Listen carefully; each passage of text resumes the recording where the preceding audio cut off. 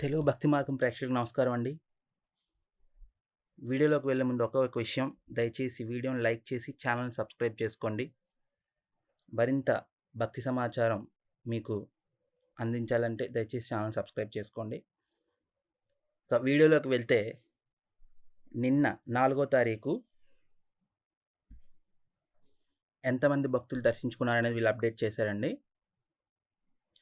75,356 మంది భక్తులు కలియుగ దైవం శ్రీ వెంకటేశ్వర స్వామి వారిని దర్శించుకోవడం జరిగిందంట. 21,815 మంది భక్తులు తలనీలాలు సమర్పించుకున్నారంటండి. 3.90 కోట్లు హుండీ కానుకలు వచ్చాయంటండి. ప్రెజెంట్ డైరెక్ట్ లైన్ అంటండి, కంపార్ట్మెంట్స్ వీళ్ళేం మెన్షన్ చేయలేదు, డైరెక్ట్ లైన్‌లోనే ఉందంట. 8 తర్వాత నిన్న పొద్దున్న 8 తర్వాత వీళ్ళు పెట్టారండి దర్శనం.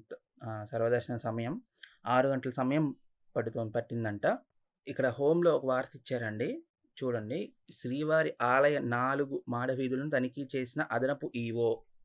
వార్తలోకి వెళ్తే, తిరుమలలో శ్రీవారి ఆలయ 4 మాడవీధుల్లోని గ్యాలరీలను ఆదివారం సంబంధిత అధికారులతో కలిసి టీటీడీ అదనపు ఈవో శ్రీ సిహెచ్ వెంకయ్య చౌదరి పరిశీలించారు. శ్రీవారి వార్షిక బ్రహ్మోత్సవాలను అక్టోబర్ 4 నుండి 12 వరకు జరగనున్న నేపథ్యంలో 4 మాడవీధుల్లోని ఉన్న వివిధ ప్రవేశ మరియు నిష్క్రమణ హారతి పాయింట్ల గురించి తెలుసుకోవడానికి అన్ని గ్యాలరీలను క్షుణ్ణంగా తనిఖీ చేశారు.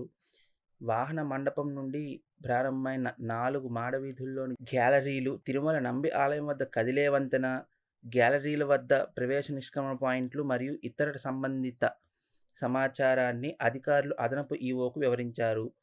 ఆలయ deputy EO Shri Lokanatham, VGO Shri Nandikishore, ఇతర అధికారులు పాల్గొన్నారు. నిన్న 4 మాడవీధులను తనిఖీ చేశారంటండి. అక్టోబర్ 4 నుండి 12 వరకు బ్రహ్మోత్సవాలు జరగనున్నాయి కదా, సో అందుకోసం ఇక్కడ ఫొటోస్ ఇచ్చారు, చూడొచ్చు మీరు.